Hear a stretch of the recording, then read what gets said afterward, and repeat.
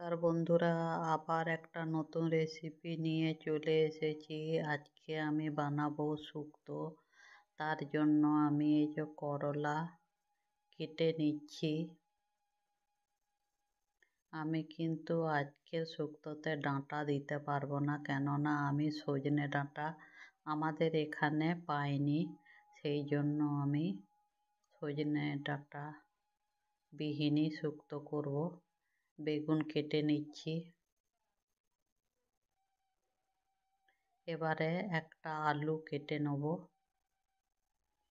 আমি খুব বেশি সবজি দিচ্ছি না, আপনারা পারলে সব রকম সবজিই দিতে পারেন, যেমন পেঁপে, গাজর। আমি তো পাইনি, শীতকাল আসুক, ওগুলো সব কিছু মিলিয়ে সুন্দর আপনাদেরকে শুক্তো বানিয়ে দেখাবো। আজকে খুব কম উপকরণ দিয়ে বাড়িতে যা কিছু আছে সেইটা দিয়েই আমি শুক্তো বানিয়ে দেখাবো। আলুটা কাটা হয়ে গেছে, এবারে কাঁচা কলাটা ভালো করে ছুলে নিচ্ছি, দিয়ে কাঁচা কলাটাও কেটে নেব। বন্ধুরা, আপনারা কোথা থেকে আমার ভিডিওগুলি দেখেন, কেমন লাগছে আমার ভিডিওগুলি, আপনারা কমেন্ট করে জানাবেন। আর অতি অবশ্যই আমার চ্যানেলটিকে সাবস্ক্রাইব করবেন।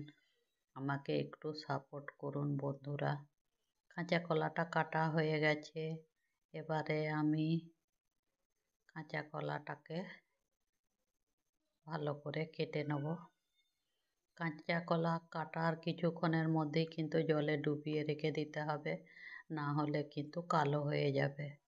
আমি কিন্তু এক্ষুনি এবারে সবজিগুলোকে জলের মধ্যে রেখে দেব।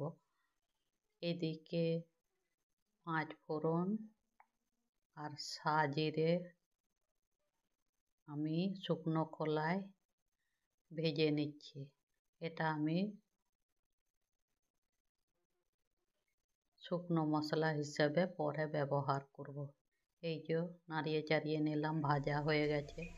এদিকে আমি 8-10টা কাজু বাদাম দিয়েছি। কাজু বাদাম আর 1 চামচের মতন সাদা সর্ষে একসাথে বেটে নিয়েছি। এদিকে আমি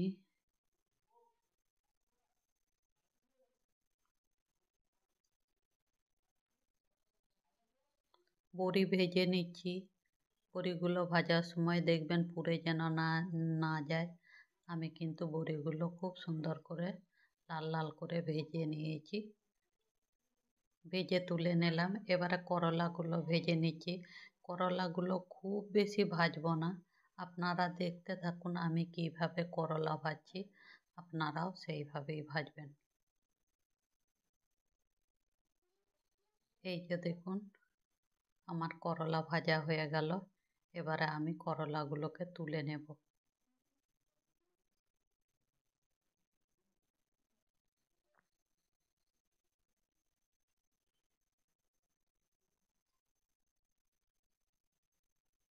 করলা তুলে নিলাম, ওই তেলের মধ্যেই এবারে আলু দেব। আলুটাও লাল লাল করে ভেজে নেব, আপনারা দেখতে থাকুন যে আমি কিভাবে।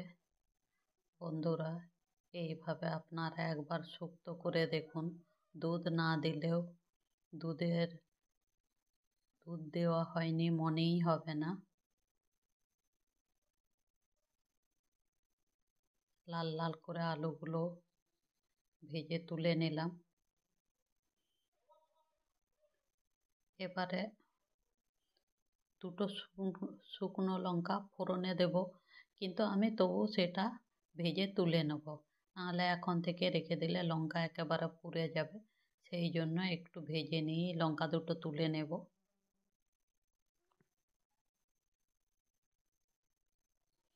তারপরে ফোড়নে 5 ফোড়ন একটু দিয়ে প্রথমে কাঁচা কলাগুলো একটু হালকা নাড়াচাড়া করে নেব।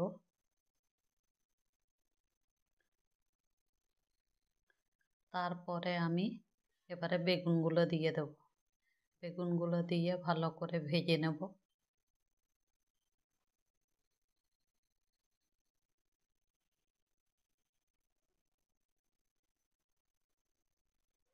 দেখুন, কম তেল মশলার মধ্যেই দেখবেন রান্নাটা কত ভালো হবে, একেবারে বিয়ে বাড়ির মতন। তবে আমি অতটা ঝোল রাখিনি, আমাদের ঝোল পছন্দ করে না, সেই জন্য আমি একেবারে গায়ে গায়ে রেখেছি।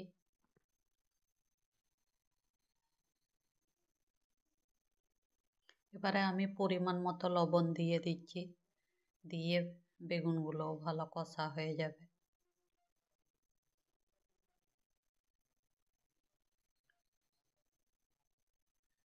এই যে কষা হয়ে গেছে, এবারে আমি ওই পোস্ত আর কাজু বাদাম, সর্ষে আর কাজু বাদাম বাটাটা দিয়ে দিচ্ছি।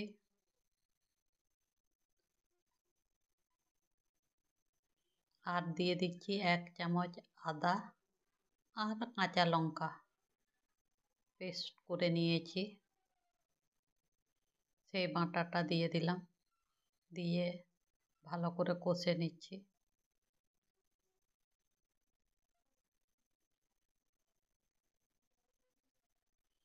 কষা হয়ে গেছে আমার, এবারে জল দিয়ে দেবো।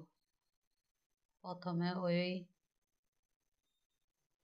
কাজু বাদাম বাটার জলটা দিলাম, তারপরে পরিমাণ মতো ওই জলটাও দিয়ে দেবো। লঙ্কা দুটো এখন দিয়ে দিলাম।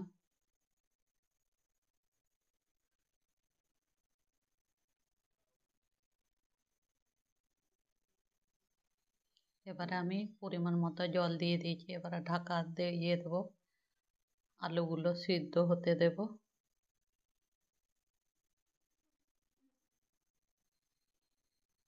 আলু সিদ্ধ হয়ে গেছে, এবারে আমি বড়িগুলো দিয়ে দিলাম, দিয়ে কিছুক্ষণ ফুটতে দেবো।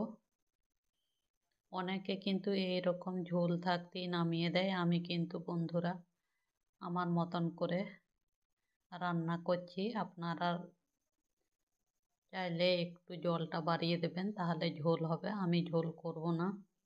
মানে সামান্য অনেকেই ঝোল ঝোল রাখে। সেই যে আমি মশলাটা ভেজে গুঁড়ো করেছিলাম সেইটা দিয়ে দিলাম।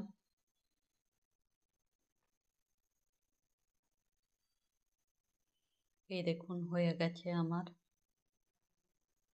রান্নাটা। বন্ধুরা এইভাবে একবার বানিয়ে খান, দেখুন আমি রান্না কমপ্লিট।